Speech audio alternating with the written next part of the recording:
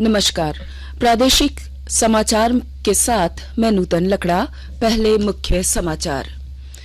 प्रधानमंत्री ने आज सर्वोच्च न्यायालय में संविधान दिवस समारोह में ई कोर्ट परियोजना के तहत कई डिजिटल उपायों का किया शुभारंभ। राज्य के वित्त मंत्री ने नई दिल्ली में केंद्रीय वित्त मंत्रालय द्वारा आयोजित बजट पूर्व बैठक में हर खेत में पानी योजना शुरू करने का दिया सुझाव। रेल मंत्री ने रांची रेल मंडल में चल रही परियोजनाओं को समय पर पूरा करने का दिया निर्देश। लोधमा पिस्का रेल लाइन का निर्माण 3 वर्षों में होगा पूरा। राज्य भर में हर महीने की तीसरी शनिवार को बुजुर्ग स्वास्थ्य दिवस का होगा आयोजन। और फीफा फुटबॉल विश्व कप में आज Australia, Tunisia, France, Denmark, Saudi Arab, Poland और अर्जेंटीना और मैक्सिको आमने सामने होंगे। और अब समाचार विस्तार से। प्रधानमंत्री नरेंद्र मोदी ने कहा है, संविधान की प्रस्तावना में एक प्रतिबद्धता, प्रतिज्ञा और विश्वास है जिसने भारत को लोकतंत्र की जननी बना दिया है। उन्होंने भारतीय संविधान को खुला, भविष्यवादी और प्रगतिशील विचारों के लिए जाना जाने वाला बताते हुए कहा कि इसकी भावना युवा केंद्रित है। श्री मोदी ने आज नई दिल्ली में सर्वोच्च दिवस समारोह में ये बातें कही। उन्होंने संविधान निर्माताओं को नमन करते हुए सभी को संवैधानिक दिवस की शुभकामनाएं दी। कार्यक्रम के दौरान प्रधानमंत्री ने ई कोर्ट परियोजना के तहत कई नई पहल भी शुरू की। इनमें virtual justice clock, just IS mobile app 2.0, digital court और S3WAS वेबसाइट शामिल है। नेहरू युवा केंद्र के द्वारा आज संविधान दिवस पर कार्यक्रम का आयोजन किया गया। राष्ट्रीय विश्वविद्यालय के ILS सभागार में आयोजित इस कार्यक्रम में सभी ने संविधान की प्रस्तावना का पाठ पढ़ा। इस मौके पर मुख्य अतिथि के रूप में रांची विश्वविद्यालय के कुलपति डॉक्टर अजीत कुमार सिन्हा के अलावा कई लोग मौजूद थे। राज्य के वित्त मंत्री रामेश्वर उरांव ने कहा है कि हर घर नल की तरह हर खेत को पानी योजना शुरू होनी चाहिए। उन्होंने कल नई दिल्ली में केंद्रीय वित्त मंत्रालय द्वारा आयोजित बजट पूर्व बैठक में यह सुझाव दिया। श्री उरांव ने कहा कि इस योजना के शुरू होने से राज्य में सिंचित क्षेत्र में वृद्धि होगी। उन्होंने बैठक में केंद्र सरकार से GST की बकाया राशि देने तथा उच्च शिक्षा के लिए बिना किसी सिक्योरिटी के 15 लाख रुपए का ऋण विद्यार्थियों को देने समेत कई और मांगे रखी। पश्चिमी सिंहभूम जिले के अनुसूचित जाति और अनुसूचित जनजाति के लोगों की शिकायत ऑनलाइन दर्ज करने के लिए आदिवासी कल्याण आयुक्त कार्यालय में कॉल सेंटर स्थापित किया गया है। विस्तृत ब्यौरे के साथ हमारे चाईबासा संवाददाता। अनुसूचित जाति एवं अनुसूचित जनजाति के सदस्यों की शिकायतों को प्राप्त करने के लिए आदिवासी कल्याण आयुक्त कार्यालय में एक कॉल सेंटर स्थापित किया गया है। सामाजिक न्याय एवं अधिकारिता मंत्रालय भारत सरकार के द्वारा नागरिक सुरक्षा अधिनियम 1955 एवं अनुसूचित जाति अनुसूचित जनजाति अत्याचार निवारण अधिनियम 1989 के सफल कार्यान्वयन के लिए बनाए गए राष्ट्रीय हेल्पलाइन को संचालित करने के लिए यह कॉल सेंटर कार्य करेगा। उक्त कॉल सेंटर में संचालित हेल्पलाइन नंबर 01141121967 पर अनुसूचित जाति एवं अनुसूचित जनजाति के सदस्यों पर हो रहे अत्याचार के विरुद्ध पीड़ितों द्वारा ऑनलाइन शिकायत दर्ज करने का प्रावधान किया गया है। दिलीप बनर्जी, आकाशवाणी समाचार, चाईबासा। रेल मंत्री अश्विनी वैष्णव ने रांची में चल रही रेल परियोजनाओं का कार्य तेज करने तथा समय पर पूरा करने का निर्देश रांची रेल मंडल को दिया है। उन्होंने सांसद संजय सेठ को पत्र लिखकर यह जानकारी दी। रेल मंत्री ने कहा है कि 17 किलोमीटर लंबी लोधमा पिस्का रेल लाइन का निर्माण कार्य 3 वर्ष में पूरा कर लिया जाएगा। इसके लिए जमीन अधिग्रहण किया जा रहा है। उन्होंने बताया कि इस परियोजना पर 472 करोड़ रुपए खर्च होंगे। आकाशवाणी के ताजा तरीन समाचारों के लिए आप हमारे वेबसाइट newsonair.com पर लॉग ऑन कर सकते हैं।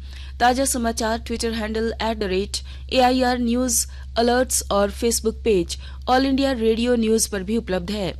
आप प्रादेशिक समाचार एकांश के ट्विटर हैंडल @AIR_News_रांची और फेसबुक, इंस्टाग्राम पेज तथा YouTube channel AIR news Ranchi पर भी हमारे बुलेटिन सुन सकते हैं।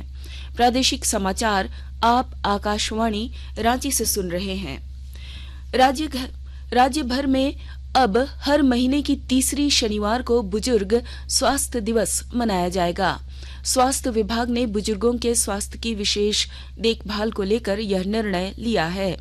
राष्ट्रीय स्वास्थ्य मिशन झारखंड के अभियान निदेशक ने बताया कि सभी शहरी स्वास्थ्य केंद्रों और अटल मोहल्ला क्लिनिकों में स्वास्थ्य केंद्र में इस दिन बुजुर्गों के स्वास्थ्य जांच को लेकर विशेष इंतजाम किए जाएंगे। इसके लिए सभी जिलों में मल्टी स्पेशलिटी टीम बनाई जाएगी, जिसमें विशेषज्ञ चिकित्सक शामिल किए जाएंगे। रांची जिले के मांडर प्रखंड में पीडीएस के 973 क्विंटल चावल के कालाबाजारी का मामला सामने आया है। इसे लेकर राज्य खाद्य निगम के सहायक गोदाम प्रबंधक समेत 4 आरोपियों के खिलाफ प्राथमिकी दर्ज कर दी गई है। जिला आपूर्ति पदाधिकारी ने बताया कि रांची स्थित गोदाम से 4 ट्रकों से लगभग 39 लाख रुपए का चावल मांडर भेजा गया, लेकिन रास्ते से ही चावल गायब कर दिया गया। फिलहाल पूरे मामले की छानबीन की जा रही है। यूरोपियन यूनियन इंटरनेशनल के एक शहर को दूसरे शहर से जोड़ने की मुहिम के तहत जमशेदपुर को पुर्तगाल के अल्टीमिनो शहर से जोड़ा गया है।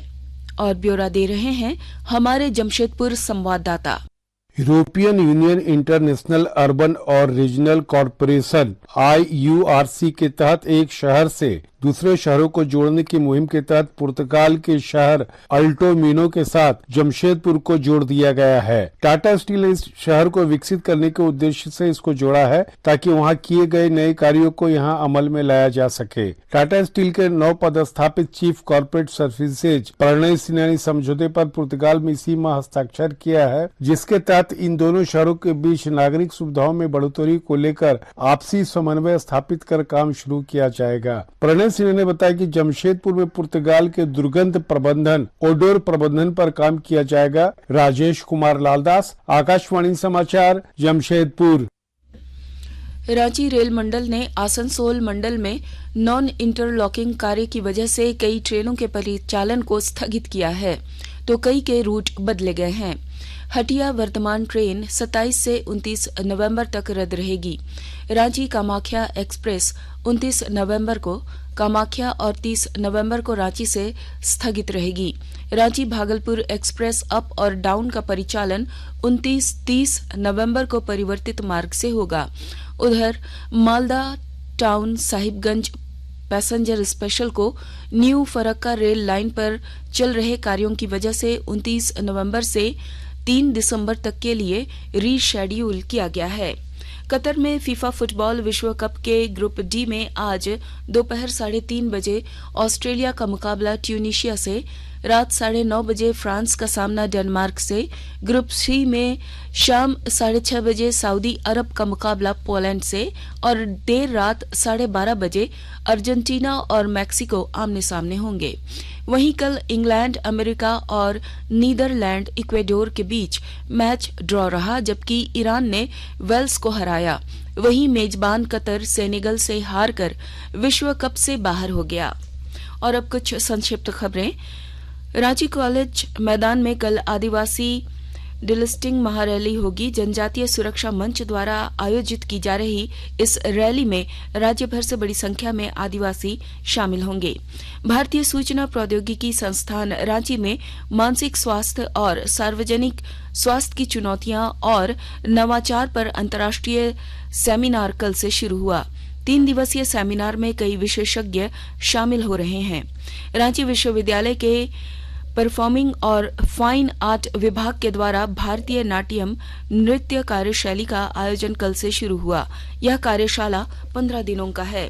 प्रजापति ब्रह्मकुमारी ईश्वरीय विश्वविद्यालय रांची में 27 नवंबर को गीता जयंती को लेकर आध्यात्मिक और सांस्कृतिक कार्यक्रम का आयोजन होगा। और अब अंत में मुख्य समाचार एक बार फिर। प्रधानमंत्री ने आज सर्वोच्च न्यायालय में संविधान दिवस समारोह में ई कोर्ट परियोजना के तहत कई डिजिटल उपायों का किया शुभारंभ। राज्य के वित्त मंत्री ने नई दिल्ली में केंद्रीय वित्त मंत्रालय द्वारा आयोजित बजट पूर्व बैठक में हर खेत में पानी योजना शुरू करने का दिया सुझाव। रेल मंत्री ने रांची रेल मंडल में चल रही परियोजनाओं को समय पर पूरा करने का दिया निर्देश। लोधमा पिस्का रेल लाइन का निर्माण 3 वर्ष में होगा पूरा। राज्य भर में हर महीने की तीसरी शनिवार को बुजुर्ग स्वास्थ्य दिवस का होगा आयोजन।